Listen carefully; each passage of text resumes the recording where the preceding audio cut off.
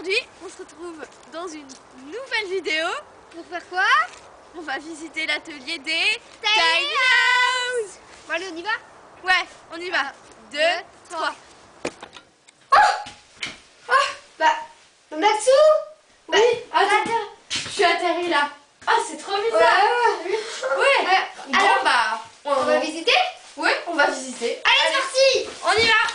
Alors, on va visiter cette belle tiny. Alors, suivez-moi! Tu peux me passer la serviette, s'il te plaît? Ouais. Ouais, je te passe la serviette. Tiens, hop. Merci. J'ai pris une bonne douche. Arrête, c'est la traîne. Oh oui.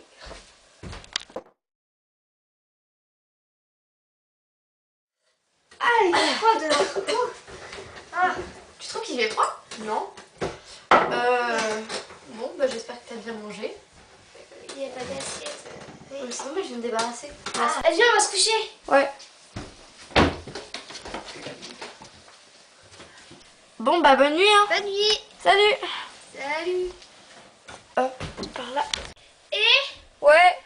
t'as pas vu mon livre? Non, excuse-moi, j'ai pas vu. Je vais voir quand même si elles sont pas dans tes étagères. Ok.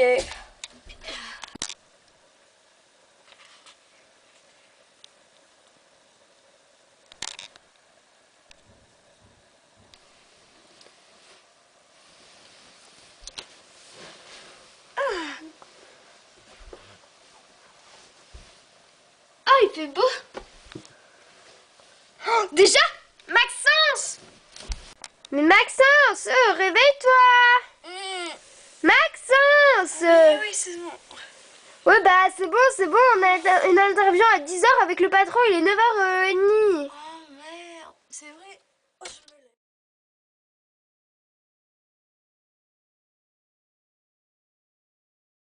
Hop. Bah, on va à l'interview du patron, hein. Allez.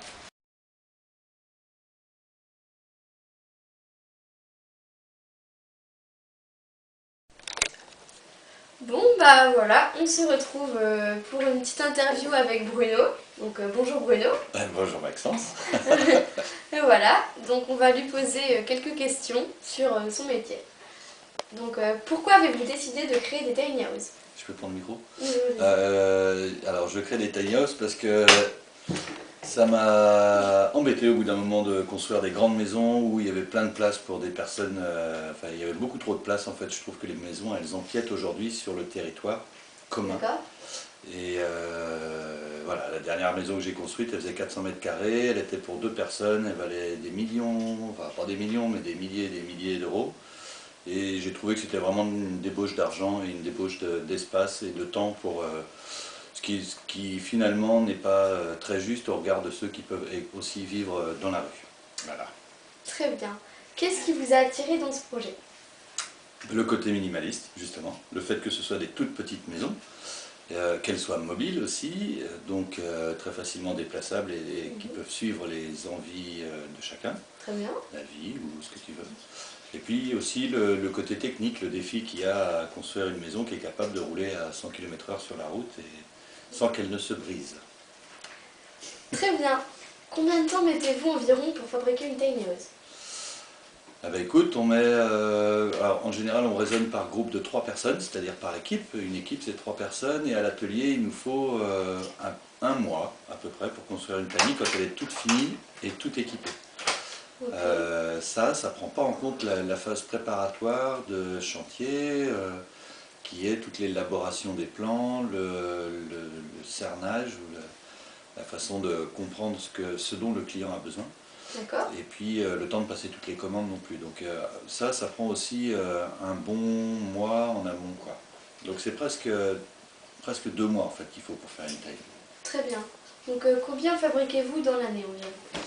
Eh ben, on fait à peu près 2 tiny par mois, ce qui veut dire qu'on en fait une vingtaine. Très bien. Une bonne vingtaine. Quel est le prix d'une tiny house en moyenne? C'est variable. Alors nous on a toujours voulu faire en sorte que les tiny s'adressent à tout le monde. Donc on s'est dit que c'était peut-être cher de faire des tiny toutes finies et toutes équipées parce qu'il faut qu'on y passe du temps. Donc on commence par des clos couverts, ce sont des maisons qui sont juste prêtes à l'extérieur et pas du tout à l'intérieur, il n'y a même pas d'isolation. Donc ça, les premiers prix d'une tiny close couverte, ça tourne entre 25 000 et 35 000 euros à peu près. Et puis quand on les finit entièrement, qu'on met le frigo, le four, voilà, les banquettes, tout ce qu'il faut, eh ben, on peut arriver à 60 000 euros à peu près. Très bien. Quand une maison normale coûte au minimum 150 000 euros à peu près, et qu'il y a un terrain qui fait aussi 50 000 euros. Tu vois, c'est à peu près 3 à 4 fois moins cher qu'une maison classique. Très bien. Sinon, plus par rapport à votre métier, quelles études faut-il faire pour devenir charpentier? Ben, il y a un CAP, je crois. CAP ou BEP de charpentier. C'est pas mal, de toute façon il faut commencer par là. Très bien. Et puis après, tout ce qu'il faut comprendre, c'est que c'est pas les diplômes qui font les hommes, c'est leur expérience. Donc si tu es un charpentier qui a un bac plus 8 mais qui a qu'un an d'expérience dans les mains, bah, tu ne seras pas aussi bon qu'un charpentier qui a peut-être qu'un BEP, C, tu vois, le brevet des collèges, mais qui par contre a déjà 9 ans d'expérience avec lui. Okay. Donc il faut juste laisser le temps. Très bien. Faites-vous des portes ouvertes? Ouais, régulièrement. D'accord. Et mais il faut s'inscrire pour les portes ouvertes. Parce qu'on ne veut pas être submergé de personnes qui viennent de partout. On veut contrôler le truc pour que ce soit agréable pour tout le monde. Du coup, on envoie toujours un espèce de flyer, une plaquette là, pour annoncer la prochaine porte ouverte. Et puis on donne une adresse mail qui permet de s'inscrire. Très bien. Et une dernière petite question. Prenez-vous des apprentis? Ça dépend. Pas forcément beaucoup, non. Parce qu'on a un métier où... Enfin, ce qu'on fait, c'est très technique en fait, c'est très complet aussi, et ça convient pas forcément à un apprentissage. Alors ça peut sembler super rigolo de faire des toutes petites maisons en bois, mais c'est pas aussi simple dans la pratique. Il faut avoir vraiment plein de connaissances et être capable de jouer sur plein de tableaux. Et franchement, la place pour un apprenti, elle n'est pas évidente, quoi. Vaut mieux, en apprentissage, trouver une entreprise de charpente classique et aller apprendre à couper des bouts de bois en série et à clouer des bouts de bois à la chaîne, comme un bon charpentier de base. Ok. Voilà. Bon, bah, merci beaucoup Bruno. Ah bah de rien, Maxence. Donc, bonne continuation. On va maintenant aller interviewer Anne, l'employée de bureau, et bah tout de suite.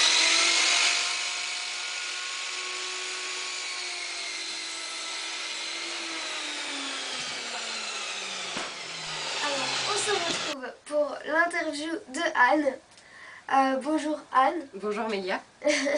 Alors, c'est l'employé de bureau d'Etany. Alors, je vais lui poser quelques questions. En quoi consiste votre métier? Alors mon métier est assez vague parce qu'on est une petite entreprise, ça s'appelle une PME, les petites et moyennes entreprises. Donc on n'a pas la même structuration qu'une grosse entreprise qui a des bureaux spéciaux pour la communication, un bureau spécial pour le marketing, voilà. Donc là, vu qu'on n'est que deux au bureau, on fait un peu toutes ces tâches. La première tâche que je fais par exemple le matin quand j'arrive dans mon bureau, c'est lire mes mails et évidemment y répondre. Il y a également le téléphone auquel je réponds toute la journée. Il y a aussi les achats parce que quand on fabrique une tiny house, eh ben, on a besoin de bois, on a besoin de tôle, on a besoin de fenêtres, on a besoin de panneaux pour tout ce qui est menuiserie intérieure. Donc du coup c'est pour ça qu'on est vachement multitâche. D'accord. Alors combien y a-t-il de main d'œuvre lors de la construction d'une tiny house? Alors il y a 6 garçons à l'atelier qui travaillent 39 heures par semaine à la construction des tiny et on en fabrique 2 par mois. Donc du coup il y a 2 équipes de 3 personnes. D'accord. Est-ce vous qui faites le plan de tiny house?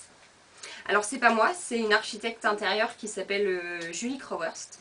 Donc elle fait la phase de création et de travail d'échange et de plan avec les clients avec mon collègue aussi Michael. Donc ça c'est un premier point. Et puis à peu près 2 semaines avant le début de la construction d'une tiny, Bruno revient au bureau pour tout ce qui est partie technique, pour savoir comment on va faire tel mur, comment on va faire telle toiture. D'accord. Quel est le salaire d'un employé en moyenne? C'est environ 1 500 €. Ok. Alors, mangez-vous des carottes? Oui. Combien de jours de congé avez-vous dans l'année? Alors, on a 5 semaines de congés payés dans l'année. Et le bâtiment, c'est une convention collective qui est assez spécifique. Donc, du coup, quand on pose une semaine de congé, on pose 6 jours de congé. Donc, ça fait qu'on a 30 jours à l'année. Peut-on mettre des appareils du style lave-vaisselle, machine à laver, etc. dans une tiny house? Oui, c'est possible. Par contre, ça ne fonctionne pas avec l'autonomie, c'est-à-dire les panneaux solaires, parce que ce sont des appareils qui sont trop gourmands en énergie. Donc, les panneaux solaires ne vont pas apporter toute l'énergie suffisante, donc c'est possible, mais quand on est en électricité sur réseau. Ok, merci beaucoup Anne. De rien, Mélia. Alors, à tout à l'heure. Et voilà!